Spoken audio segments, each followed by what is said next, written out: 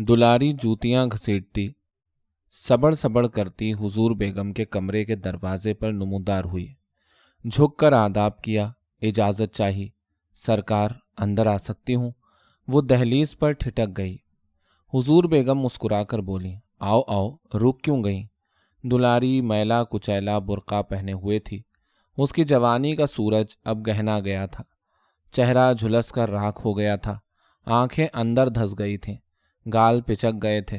वो अपनी उजड़ी हुई जवानी की लाश उठाए हुजूर बेगम के रूबरू खड़ी थी। उसे देखकर हुजूर बेगम को तरस आया। दुलारी ने बुर्का उतारा और फसक्कड़ा मारकर बैठ गई। हुजूर बेगम ने टोका, फर्श पर क्यों बैठ गईं? ऊपर बैठ जाओ। उन्होंने तख्त की तरफ इशारा किया, मगर दुलारी आमादा न हुई। मुस्कुराकर बोली, सरकार, मैं अपनी औकात नहीं भूली। पहले भी आपकी पेश खिदमत थी, आज भी खुद को वही समझती हूँ। हुजूर बेगम और नर्म पड़ गईं। इसरार किया तो दुलारी फर्श से उठकर तख्त पर बैठ गई। इसी दौरान में रमज़ानो खासदान लेकर हाजिर हुई। उसने सरपोश उठाकर खासदान हुजूर बेगम के सामने पेश किया। उन्होंने एक गिलोरी उठाकर मुंह में दबाई। दुलारी की जानिब इशारा किया, दुलारी को भी पान खिलाओ। वो तकिए के सहारे ऊंची होकर बैठ गईं। रमज़ानों ने खासदान दुलारी के सामने कर दिया। दुलारी ने भी एक गिलोरी उठाकर मुंह में रख ली। रमज़ानों ने खासदान को सरपोश से ढककर तख्त के एक कोने पर रख दिया और खामोशी से बाहर चली गई। आज कैसे भूल कर इधर आ गईं दुलारी? हुजूर बेगम ने मुस्कुराकर दरियाफ्त किया।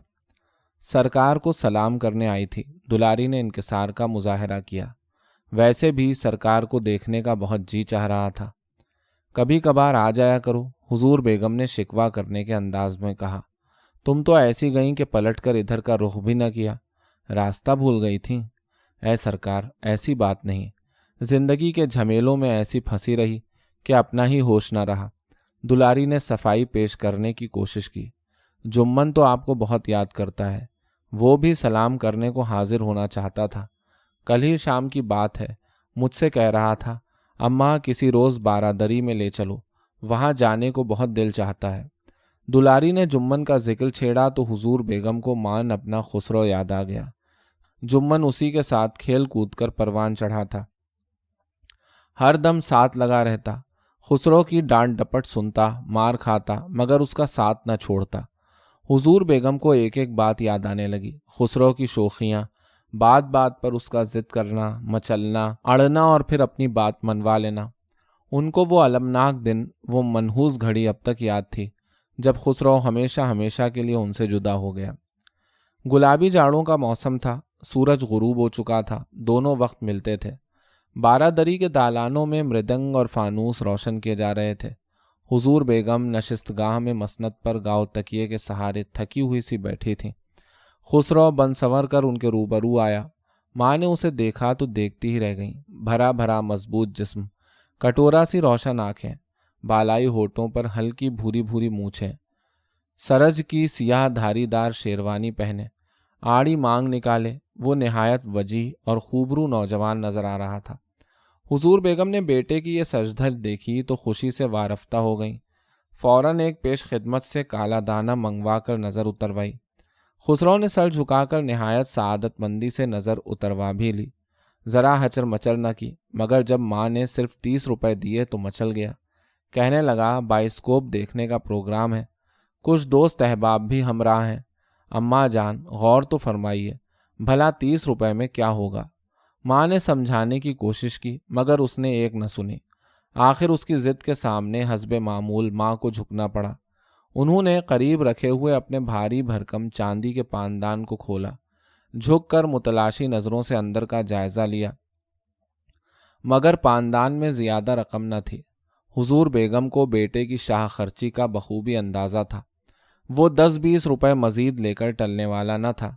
उन्होंने कुंजी देकर मुगलानी को तोशा खाने में भेजा, अपना इत्रदान मंगवाया।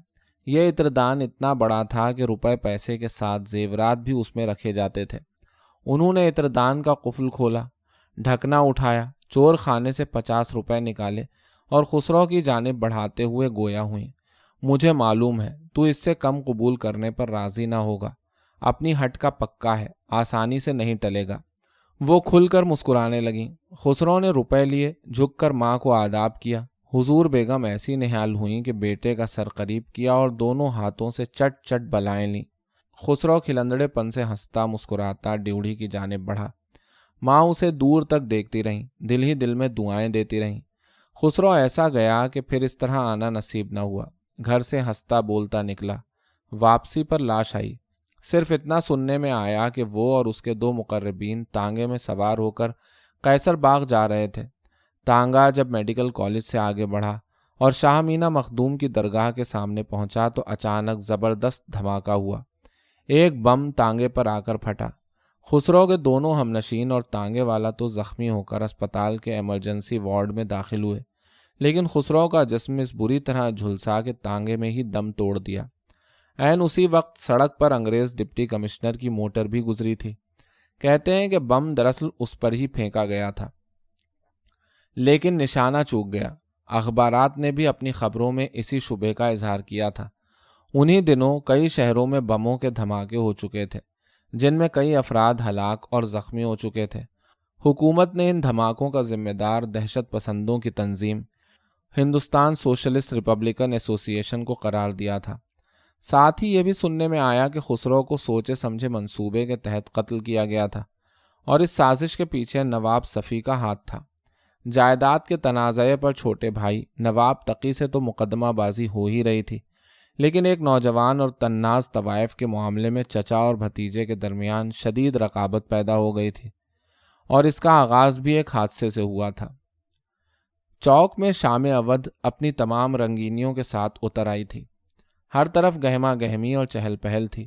ساز و آواز کا جادو جاگتا تھا، کہیں طبلہ ٹھنکتا تھا تو کہیں سارنگی سے سروں کی پھوار پھوٹتی تھی، کہیں گھنگروؤں کا چھناکا گونجتا تھا۔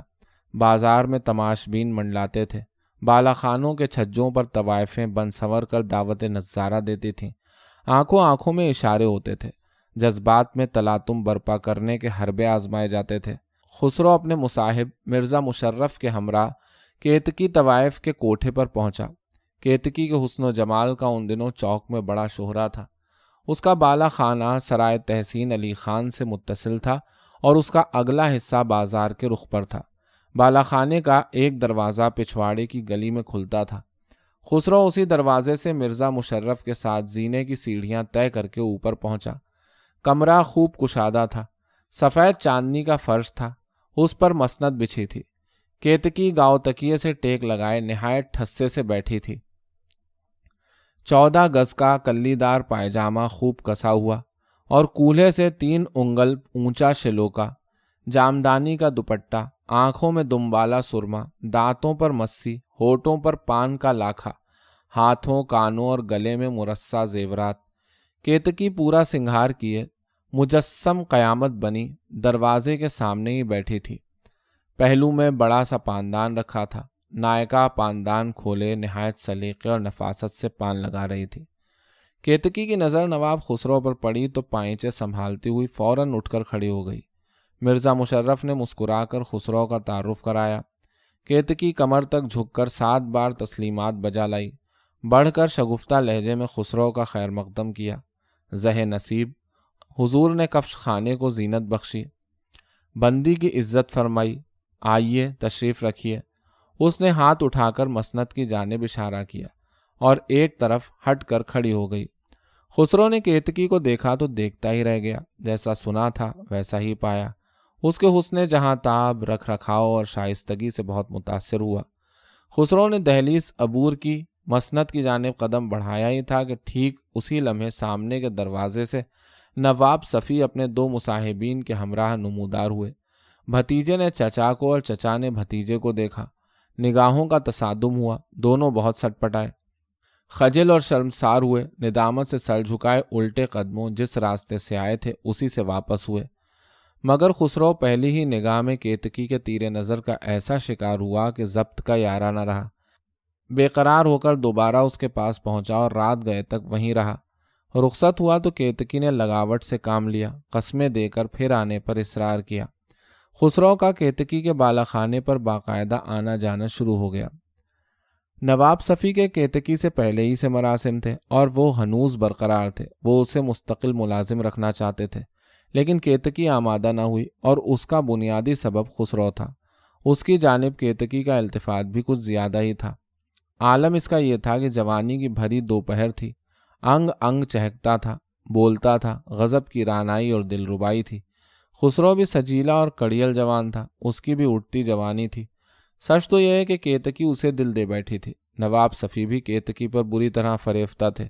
نائکا بھی ان کی ہمنوا اور طرفدار تھی، کھاتی پیتی ڈیرے دار طوائف تھی، تمام عمر رئیسوں سے سابقہ رہا تھا، لہٰذا جہاں دیدہ اور گھاگ تھی۔ خسرو کے مقابلے میں نواب صفی کو فوقیت دیتی تھی۔ اس کا معقول جواز بھی تھا۔ نواب صفی بات بات پر پیسہ لٹاتے تھے، خاندانی رئیس تھے اور اپنی مرضی کے مختار بھی تھے۔ اس دوڑ میں خسرو ان کے سامنے کہاں ٹھہر سکتا تھا؟ وہ ماں باپ کا دست نگر تھا، نواب تقی کی ہدایت پر محل سرا کا خزانچی۔ چرونجی لال 300 روپے ماہانہ ہاتھ خرچ دیتا تھا۔ اس کے علاوہ طرح طرح کے ہیلے بہانے کر کے کچھ نہ کچھ ماں سے بھی اینٹ لیتا تھا۔ یہ بات کیتکی بھی جانتی تھی اور اس کی نائکا بھی، مگر یہ سب کچھ جانتے بوجھتے ہوئے بھی کیتکی ہمیشہ نواب صفی سے کنی کاٹتی، ان کو ذرا گھاس نہ ڈالتی۔ اس کی اس بے رخی اور کجدائی پر نواب صفی تڑپ کر رہ جاتے۔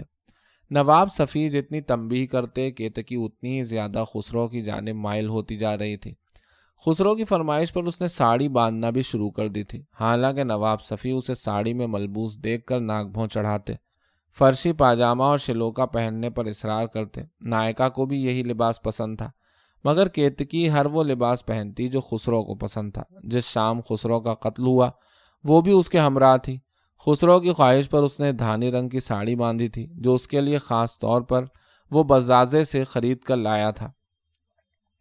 آگے کے تانگے میں خسرو اپنے یار دوستوں کے ساتھ بیٹھا تھا، پیچھے کیتکی کا تانگا تھا جس میں وہ 2 بھڑووں کے ساتھ موجود تھی۔ بم کے دھماکے سے کیتکی کا تانگا بال بال بچ گیا تھا۔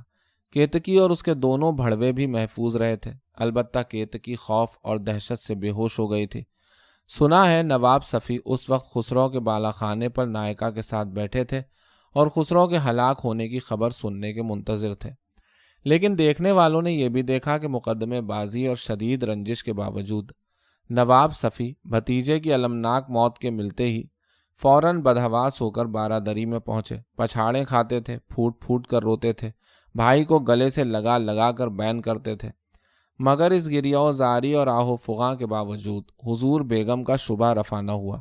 وہ اب تک یہی کہتی تھیں کہ خسرو کو نواب صفی نے ہی قتل کرایا تھا، حالانکہ نواب تقی اس معاملے میں ان کے ہم خیال نہ تھے۔